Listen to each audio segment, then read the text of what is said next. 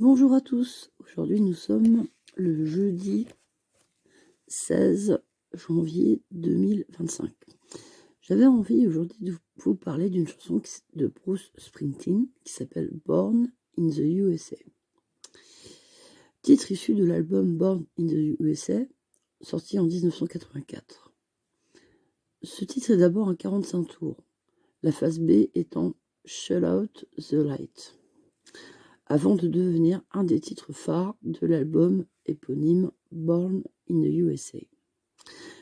À l'origine, il y a un film dont le réalisateur Paul Schrader, en 81, envisageait de tourner avec Springsteen en tant qu'acteur.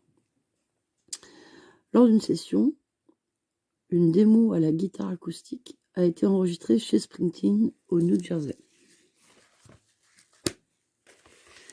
pour être intégrée à l'album Nebraska, publié la même année, en 82. John Landau, son producteur principal, a estimé que cette chanson ne cadrait pas avec le ton de l'album Nebraska, si bien qu'elle fut mise de côté.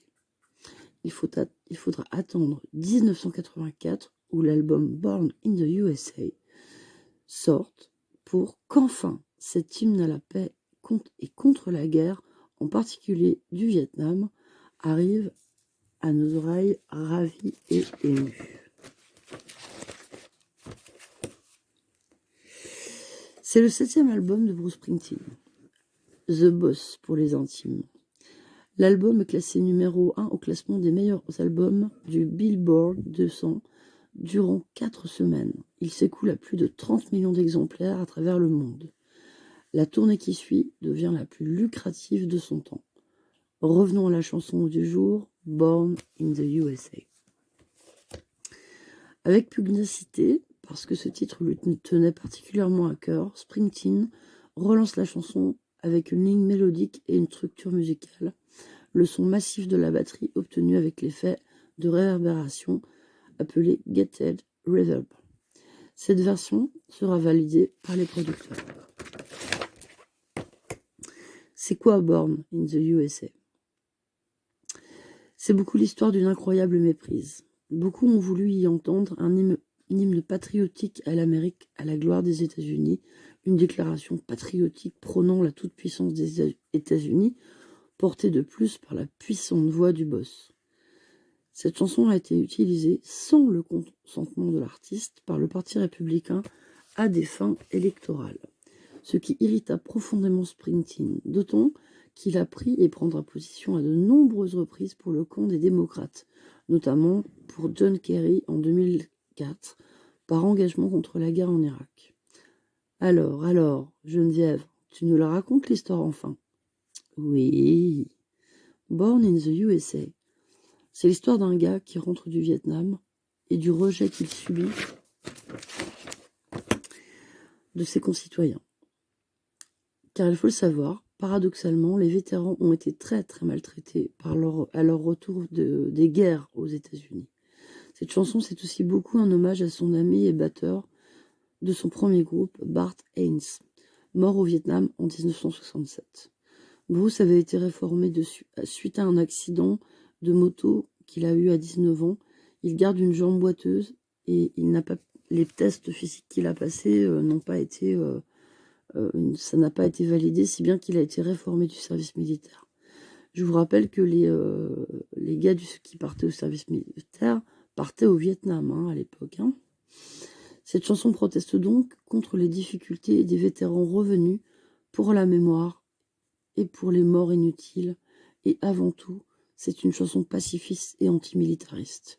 Il a rencontré pour écrire, d'ailleurs, un groupe de vétérans, dont Ron Kovic, militant pacifiste, qui lui ont expliqué les difficultés auxquelles beaucoup d'enrôlés, donc les enrôlés, c'était les gars qui devaient faire leur service militaire, sont confrontés. Toxicomanie, SDF, stress post-traumatique.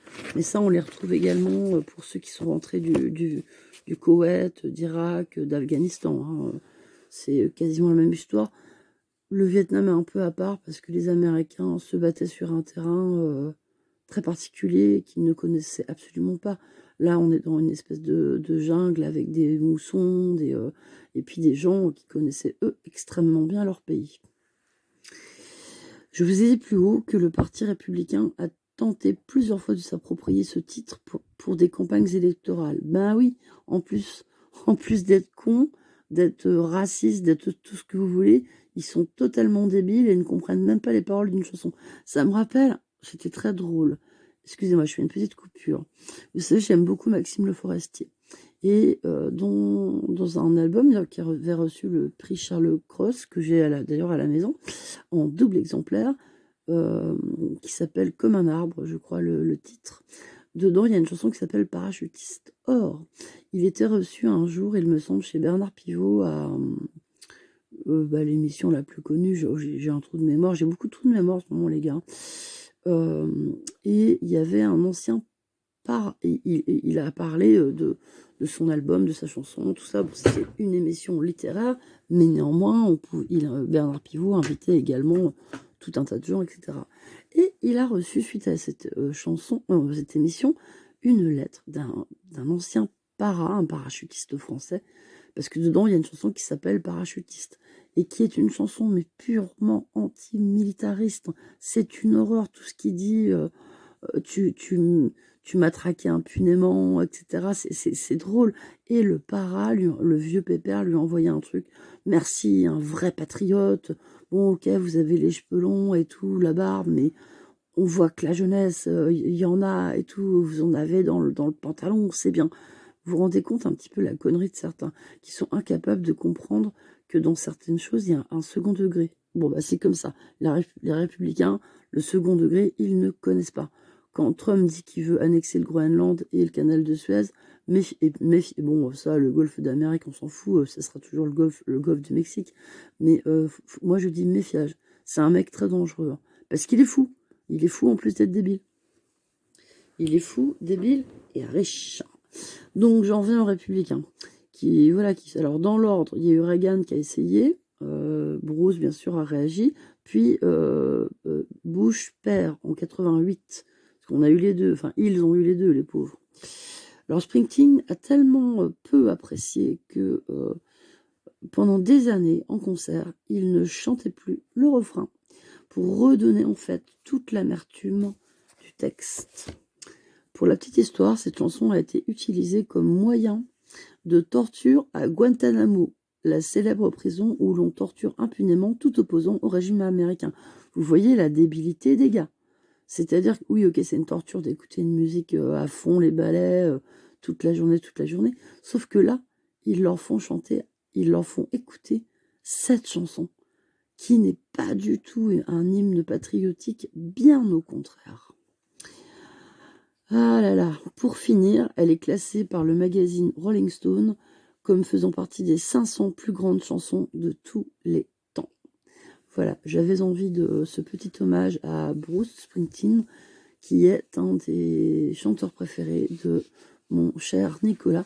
D'ailleurs, mon petit Alexis Tounet, puisque maintenant tu vas être un de mes followers favoris, bon, j'imagine que tu m'écoutes en accéléré, je vois pas trop en quoi parce que tu dis que je dénonce plein de trucs, tout ça. C'est quoi? Mon mari s'appelle Nicolas. Pourquoi tu dis, et en plus avec le prénom de son mari? Puisque j'aurais dénoncé des gens pendant la guerre et tout.